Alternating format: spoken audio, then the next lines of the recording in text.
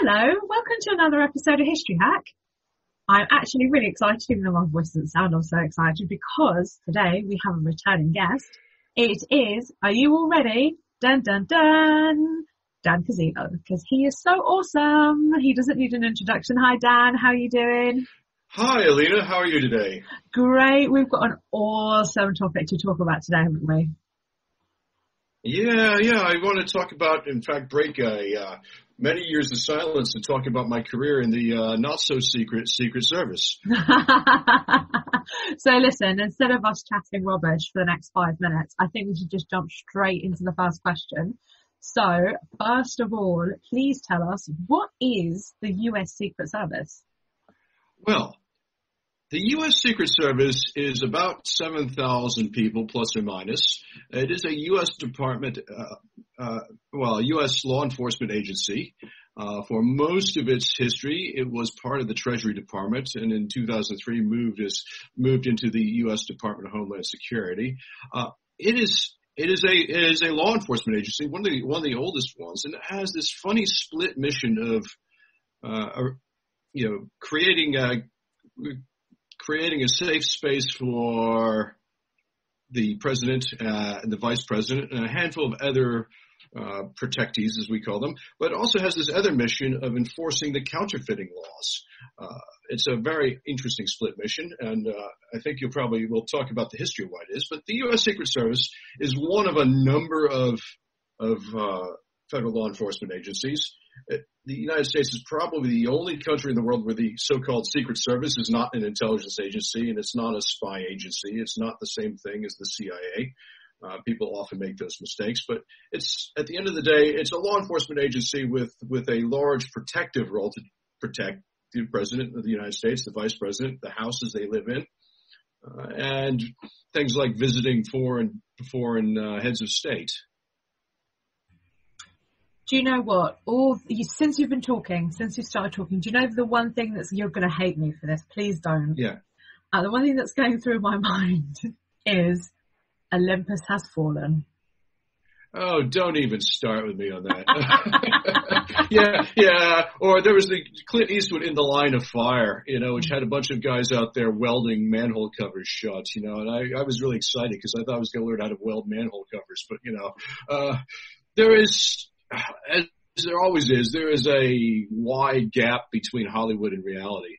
But it's, at the end of the day, the Secret Service sounds glamorous. And let me tell you, there are aspects of it that are. You get a nice badge. You get to travel around the world. You occasionally get to ride in the motorcade. But for every bit that's glamorous, there's squalor and boredom. There's an awful lot of sitting in the back of a van eating cold takeaway cheeseburgers with a bunch of guys who haven't bathed in 3 days. If that's your thing, I could give you I could probably find you the current recruiting brochure, but Do you know what? We can dispel a few myths later on because I promise not to keep Olympus Has Fallen in my mind. I will be open-minded for this. So let's do a bit of history before we get stuck into your career. So can you tell us, when was the Secret Service created and why was it created? Well, it was created in 1865. It was the end of the Civil War.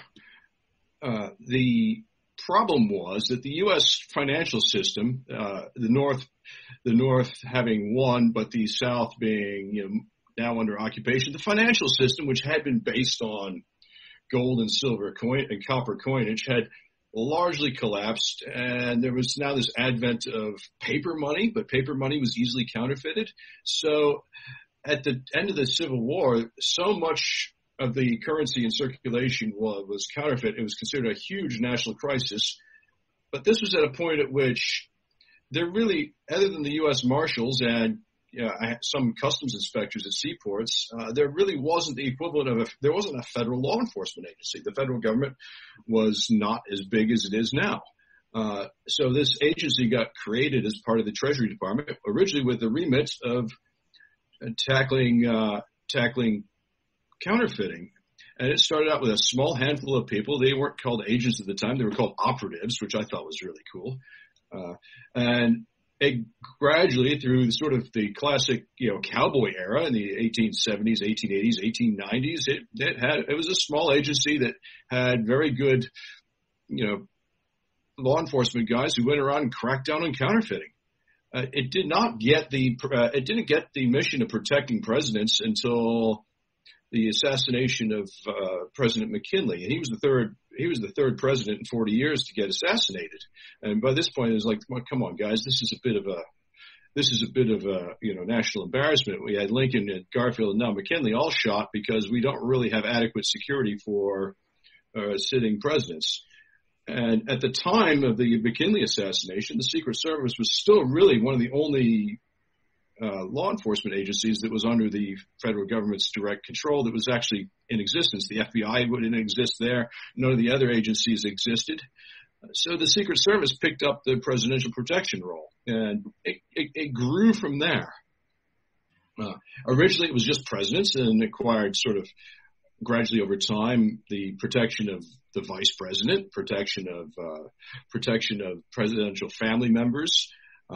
Became, after the assassination of Robert Kennedy in 1968, it picked up the mission, the idea of protecting major presidential candidates. And there's an algorithm or a decision process by which they decide at what point does a candidate really become major enough to require Secret Service protection. And it grew. I mean, it grew in fits and spurts, and it adapted from a very small agency with guys with, magnifying glasses good at looking at, pieces of suspect currency into, quintessentially a very modern law enforcement agency. And as I said, it's about 7,000 people right now, give or take. I'm sure we could probably Google the exact figure. The figure hovered on 7,000 all the 6 years I was working there. That's a lot of law enforcement. Well, yeah, because it still has the counterfeiting mission. And that mission has also grown to things like mortgage fraud and identity theft and a lot of online stuff. So the Secret Service still does a lot of these financial crimes. Now, I was never involved with that side of thing. But the way the Secret Service is organized, a good part of the manpower is actually, farmed out to field offices all over the United States, dealing with financial crimes.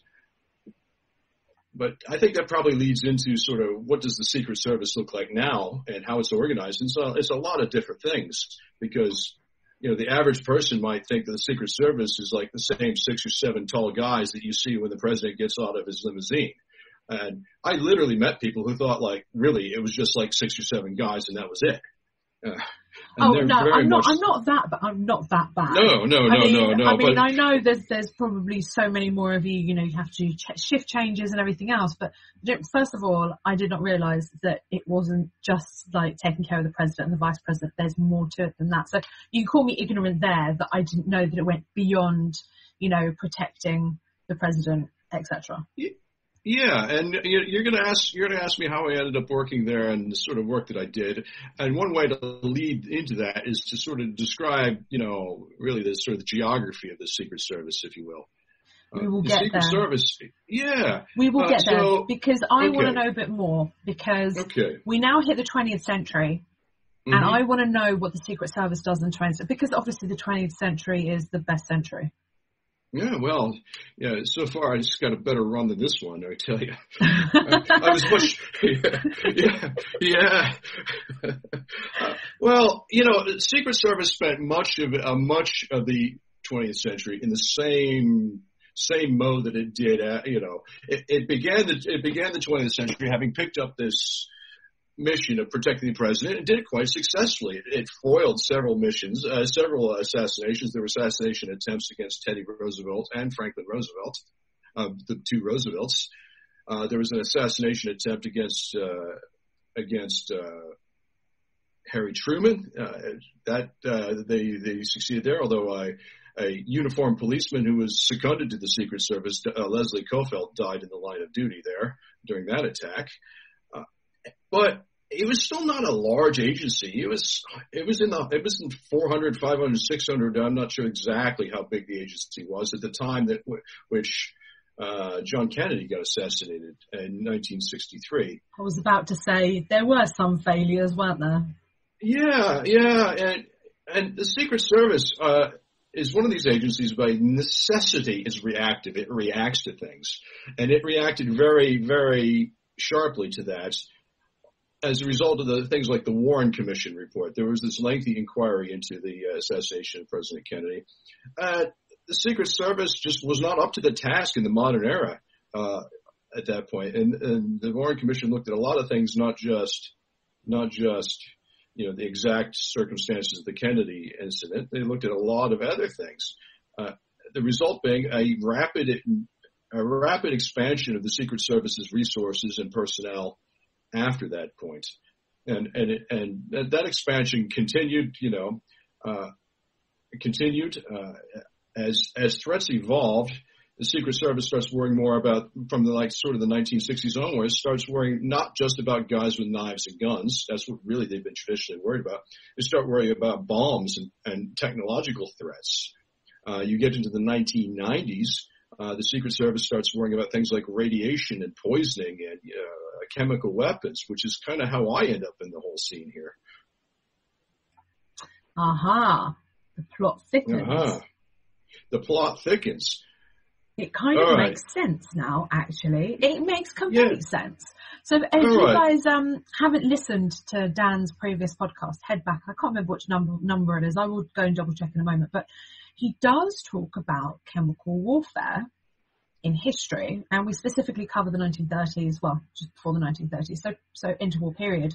So the dots are now finally connecting to how you got involved into the Secret Service. So actually tell us how you got involved. Well, I had two jobs at the White House. The Secret Service was the second of the two. I worked in 1996 to 2002, just up the street from what became my Secret Service office. I worked with another organization called the White House Military Office, where I was the chemical, biological, and radiological defense specialist there. And there's a lot I still can't say about that job, but, some of it was very mundane. Some of it was exciting, but I was effectively the Defense Department liaison to the Secret Service on many, many, many things, particularly in the areas where I was, the specialist. If the Secret Service needed any sort of military equipment or expertise on chemical or biological, radiological defense, I was literally the guy whose job it was to work to see that they got it. Okay. And they quite quickly, the guys that I ended up working for, quite quickly realized that I was actually a quite valuable resource. They started sending guys over to me to get training. It wasn't too long before they started begging me to come work for them. And eventually they made a case I couldn't refuse. It was sort of I kept upping the ante, and eventually they came up with an offer that was compelling enough for me to quit the White House military office, move down the street, and become a Secret Service guy. And I think this is going to lead into what my actual job was there. But in order to explain that, I've really got to explain how the Secret Service is organized, because people sometimes call me a Secret Service agent, and I wasn't, because there are more people than agents in the Secret Service. So cut me off if I'm going down a rabbit hole here. Go for it. So where you got the Secret Service organized, like I said, there's about 7,000 people. So a good swath of that will be the normal headquarters and administrative people that you have in any organization. HR, logistics, budget, things like that. Whatever the funny office it was called, where I had to go get your drug testing, you had to go pee in a cup, whatever that office was, run by a very strange guy, I have to say. But all the normal administrative and managerial stuff that goes with any government agencies there. I'd say, but the majority, or at least probably half the agency, are what they call Secret Service agents. They are criminal investigators. And what they do is they spend their career divided between doing criminal investigations and protective work. And in Washington, D.C., their two main sort of places where they would work would be the Presidential Protection Division and the Vice Presidential Protection Division, each measured in the hundreds of people. All right. But also, at the time, there was about 1,300 people in the Secret Service that were they were police officers, the uniformed division of the Secret Service, who are, basically the uniformed police officers who are at the White House, they're at the vice president's residence, and they're, for a very strange historical reason, they're also the policemen who are in and around the foreign embassies in Washington, D.C. And so there was something like 1,200 or 1,300 of those guys in the Secret Service. And then there's guys like me. I came in through not quite the back door to the Secret Service, but, around the corner down the street was this other outfit called the Technical Security Division. And we were the guys who all had technical expertise and one or more of a number of specialty disciplines that were also needed by the Secret Service. I had guys there who were former firefighters, electronic specialists, a lot of electronic specialists for various reasons. Guys who were proper security specialists in terms of, security cameras and locks and alarms and stuff like that. Explosive ordnance disposal bomb squad guys, and guys like me who were specialists in chemical and biological stuff. So this technical security division where I got hired is responsible for protecting the president and the vice president of the White House from these non-traditional or technological hazards, things other than just guns and knives. So we were, in a lot of ways, we were the brains of the operation in a lot of ways. We were the specialists in these dark arts. And my job title was an agent. I had this funny contrived job title of Senior Physical Security Specialist, which really doesn't do justice to what I did. But my title really should have been something like, poison gas guy. So basically you weren't the muscle, you weren't that guy standing in the black suit and the tie and the sunglasses and the radio in his ear. So you weren't one of those guys. You were behind the scenes. I had dark suits. I had the radio in my ear. In fact, one of the first things you have to do is you've got to go to this hearing aid shop 3 blocks west of the White House. And some lady pours hot wax into your ears to pour you to cast you for an earpiece. So you see, if you imagine, 6 or 7 guys around the president's talking on stage. Now, immediately off stage, there'll be me in my suit, probably sweating a lot because I'm wearing chemical protective long underwear, carrying a large rucksack with my own gas mask and the president's gas mask and like a chemical warfare detector and a radiation detector and some emergency medical gear and a set of gloves and all sorts of other good stuff. My job was to be a little bit out of sight, but close enough to keep an eye on what was going. So if literally somebody were stand up in the crowd and throw a water balloon of some toxic chemical, I would spring into action. And there would also be, another 3 or 4 guys out in a van sitting outside the venue waiting for me to call in the cavalry. And so that's what we did, So I did that for years. I was either sitting in the van or I was, sweating with my chemical protective long underwear. I did an awful lot of that. So I traveled the world. Our joke was we were just one van away from history. Oh my gosh. But oftentimes, because the president travels, there's an advance team. So I was often on the event. I gave up counting how many advance teams I was on. I traveled. I went to probably 15 countries and probably 45 of the 50 U.S. states over the course of 6 years.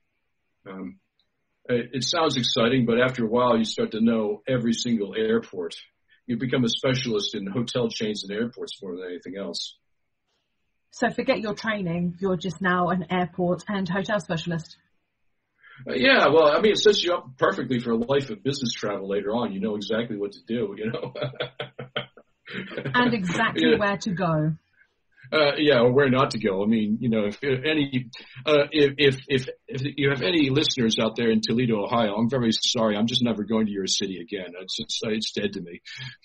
Oh, I don't know. We might do. I'd have to double check with Alex. She'll be able to tell us. I mean, maybe it's possible Toledo is gentrified, but I mean, sometimes I ended up like on these fishing trips in the middle of nowhere with Dick Cheney, where he always had this propensity to go either try to catch fish or to go shoot birds in the middle of nowhere. And, I've been to some shacks in the middle of nowhere with what's the point? I don't really think Al Qaeda is, hiding in his duck blind to throw a nerve agent on Dick Cheney. It's not really a viable thing, but there I was.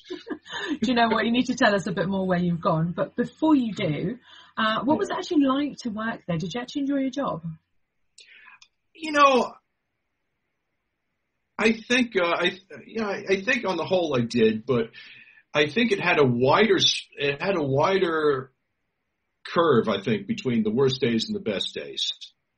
Okay, than most jobs you could ever have. I mean, a bad day in the Secret Service is a really bad day. Okay, but a good day is a really good day. I mean, you're getting to do cool stuff. You're flying on a helicopter with the president. Yeah. But also, you get days where you get up at 4:00 in the morning, you don't get home till midnight, and then you get as you're walking the door. This is how old I am. I have a pager. My pager has a message on saying, "Hey Dan, sorry, we had to change the rota for tomorrow. You got to be back in at 6 a.m. and get on the plane to go to Miami." I mean, stuff like that would happen all the time. Oh my gosh. How did you manage it? I mean, that's like you're running on no sleep, basically. Yeah. It'll wear you down. I mean, the joke was it was the best 2 jobs you'll ever have.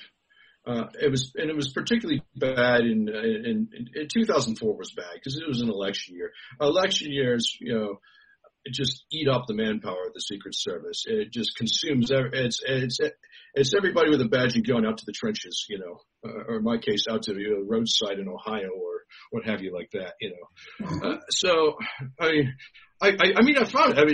found it highly educational in a lot of ways. I mean, my job was such that I was constantly going into different towns and cities, working with my local counterparts in police and fire departments and the local FBI office and things like that. So, I mean, I saw the best and worst of everything, and sometimes, so I worked with some really, really, really good guys, and I worked with some guys like really this day can't get over fast enough because I'm just going to have to shoot this guy in the head before the day's over, Oh my gosh. And most days were somewhere in between, I hated going to New York City. That was, just not that I don't like New York. I just hate it. New York was not a good city to be in the Secret Service in, it's particularly it's like really noisy and you end up working a night shift and then you just can't sleep during the day because of all the sirens because the president's in town and there's a motorcade everywhere.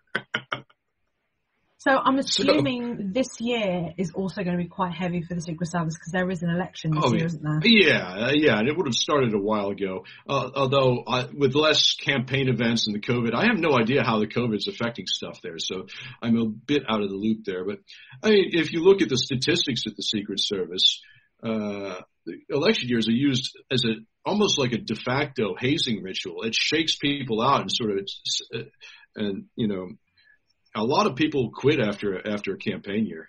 They'll bank the overtime and say, "Sod it, I'm not doing this again," and go on and do something else.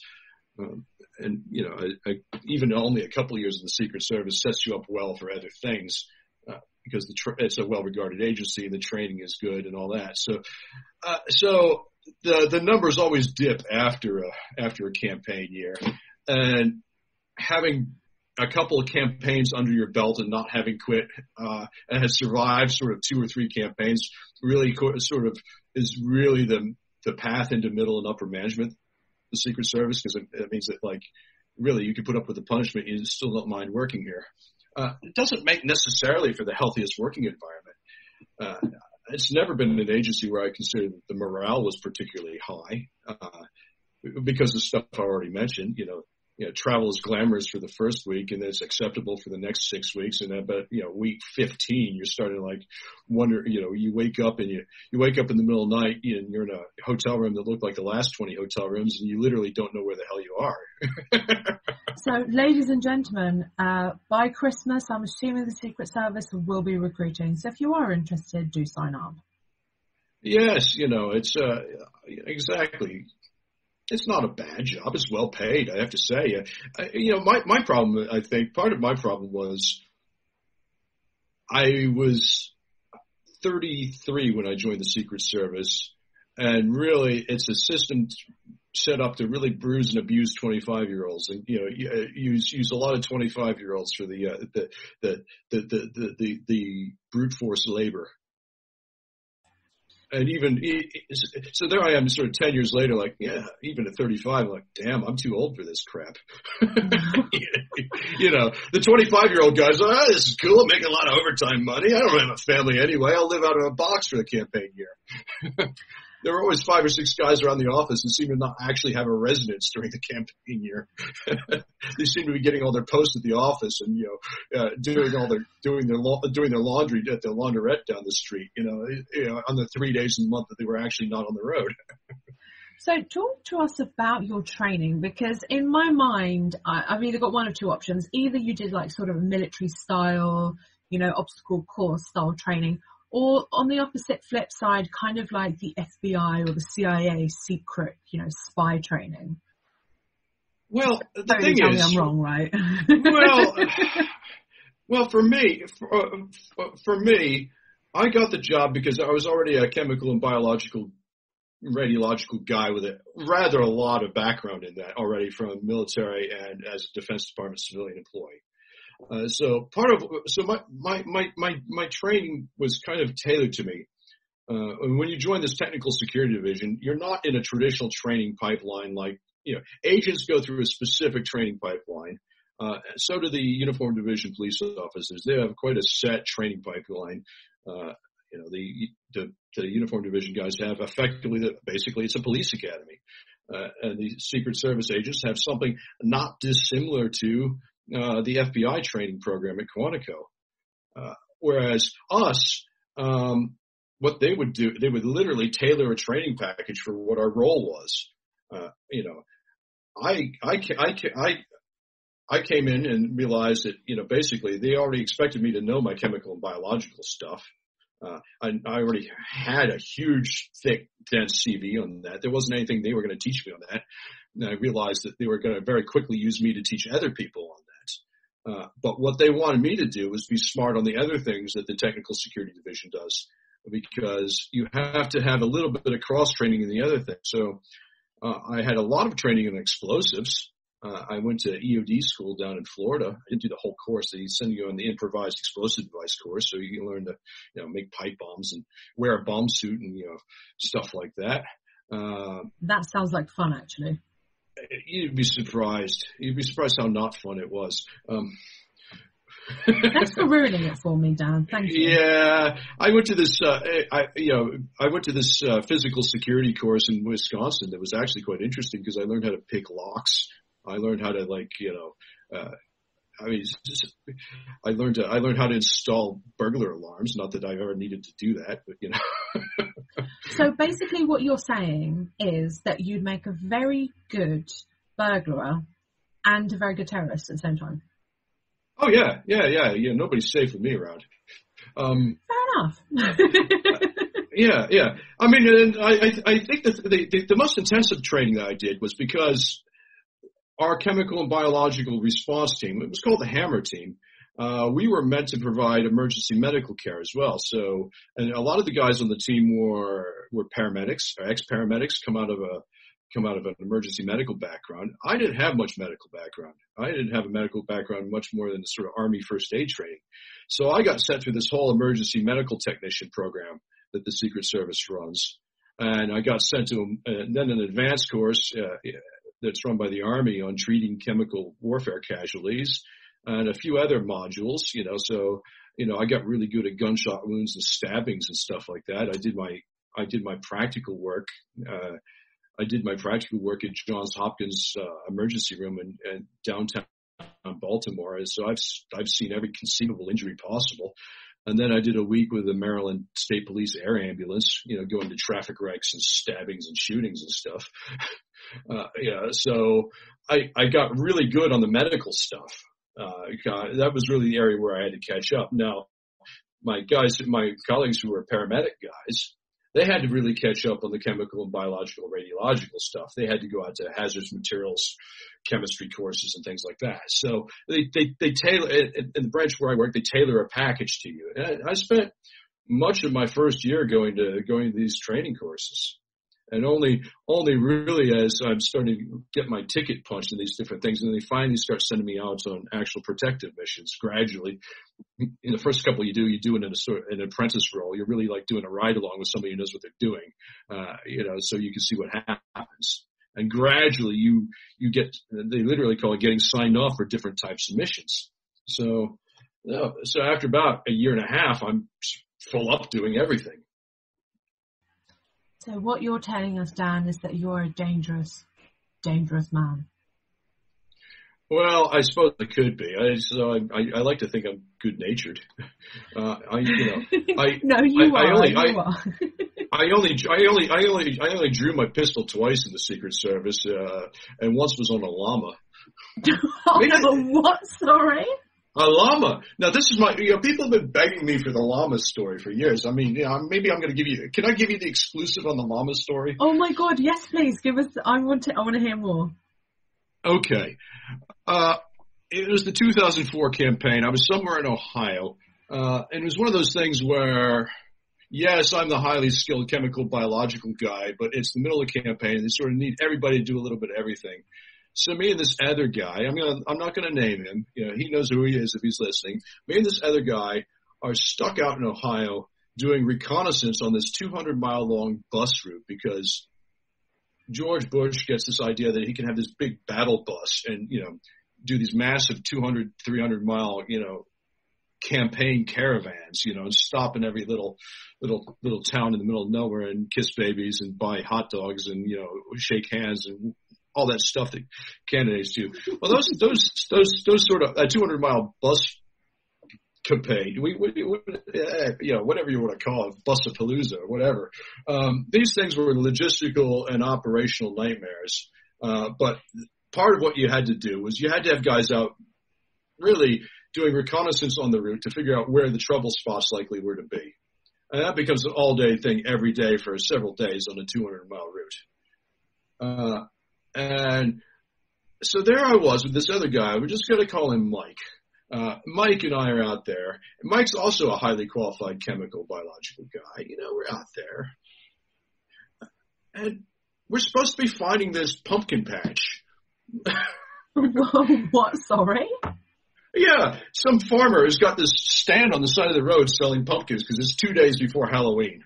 Okay, and I have this cryptic handwritten note from one of the campaign staff saying, "All right, we've got a plan that the bus is going to stop at this pumpkin patch, and the president's going to get around and get out and like look at pumpkins and like shake the farmer's hand." And all right, okay. So the problem is, it is 2 days before Halloween. It's rural Ohio, it's the farm belt.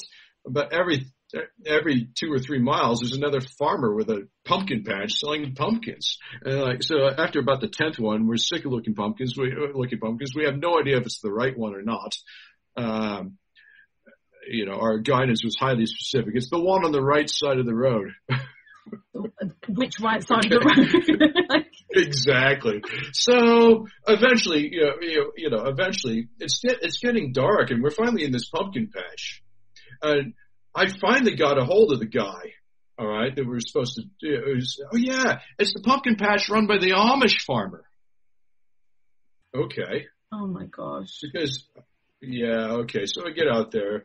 By now it's dark. We find the Amish pumpkin farm.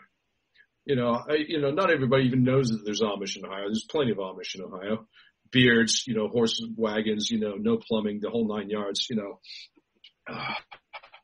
And so it's dark, and we think that we're in the right pumpkin patch. And I'm walking around sort of kicking pumpkins, not knowing what. I mean, how do you do reconnaissance in a pumpkin patch anyway? Someone's going to be hiding in the pumpkin patch, wearing a pumpkin as their, I don't know, making stuff. Oh, no. I'm actually, out there with my flashlight looking for big LPG gas tanks and tanker trucks full of anhydrous ammonia for fertilizer purposes and things like that. So I'm still using my brains. None of that there. It's the Amish. They don't have any natural gas. They don't have any fertilizer. And all of a sudden, this creature attacks us out of the dark. And it was dark because it's rural Ohio. And this thing is coming at us. And what the hell is this? It's just coming out making this horrible noise. And like, is that a dog? If it's a dog, it's the biggest dog I've ever seen in my life. And it's coming at us. And Mike and I, we both get our pistols out. And like thinking, we're getting savaged by some Amish dog. We at least got to protect ourselves, And it turned out to be a llama. Oh my gosh. This big gray llama. And it was angry. It was angry that we're in its pumpkin patch. And it's hissing and it's spitting. And llama spit is horrible. They call it spit isn't really the right story. It's like projectile stomach acid in like a fire hose out its throat. You could YouTube it. Trust me. And it stains and it burns. It's disgusting. And of course, Mike and I are having this. We're yelling at each other. We're yelling at the llama. We're having this argument about whether or not the Secret Service use of firearms policy allows us to shoot this damn thing. Please tell me you didn't shoot the llama. No, I really wanted to, but but this is the thing. The 25-year-old guy would have shot it. At this point, 35-year-old Dan says, "You know what? I've been in the government a long time. That's a lot of paperwork." And it's an Amish llama. This could be the newspaper. Brother Abraham or whatever his name is, full beard, everything, is going to ride a horse to court to sue the Secret Service. In the next 5 years of my life, I'm just going to be the llama killer. No. So eventually, instead, as the memo I wrote said,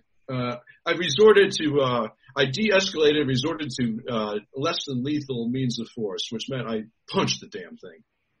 Do you know what? I'm now going to call you the llama killer. That is it. That is your new nickname, or the attempted llama killer. The llama puncher. Puncher. I punched it, I slapped it a couple times, and then I threw a pumpkin at it. Did it go away? Yeah. Yeah, I realized that, here's some crazy white man throwing pumpkins in the middle of the night. I had better things to do. And probably by that point it was out of spit because the spit was all over me.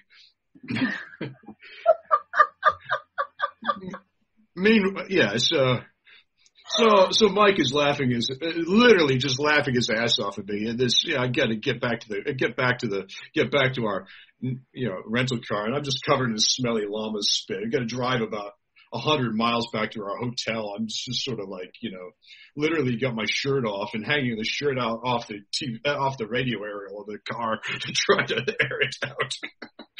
Oh my, I really, yeah, do you know what? I think that is the perfect story to end this podcast because that was just epic. Yeah, so everybody thinks it's all glamorous. Yeah, you get a badge and a gun and you get to go meet the chicks. No, Dan gets to meet the llama. Dan, listen, thank you so much for joining us, telling us about the history, telling us about your service, and telling us about this awesome llama story. And people have been bugging me for years about the llama, and I have given you, Alina, I have given you the exclusive on the llama. We're very, very grateful for that. Thank you so much, Dan. Well, I'm glad to get that off of my chest, really. Oh, and don't forget, quickly before we do go, quickly plug your book. Oh, yes. My book is now out. Toxic, A History of Nerve Agents from Nazi Germany to Putin's Russia. I should say the history, because nobody else has really written it. It's available in the UK right now, Amazon or Waterstones or Foyles. You go ask at your own independent bookshop. It should be available within a few months in the US. If you're listening in the US and you just absolutely have to have a copy now, there's a site called Book Depository in the UK that will send you one. It'll be a little pricey, but you can get one. Or just watch my Twitter feed, and I'll make sure everybody in the whole world knows when it's available in the U.S. Perfect. Thank you so much again, Dan. Thank you. Join us tomorrow when Cappy Yarborough will be with us to talk all about black women and Reconstruction after the American Civil War. It's so interesting. Don't miss that one.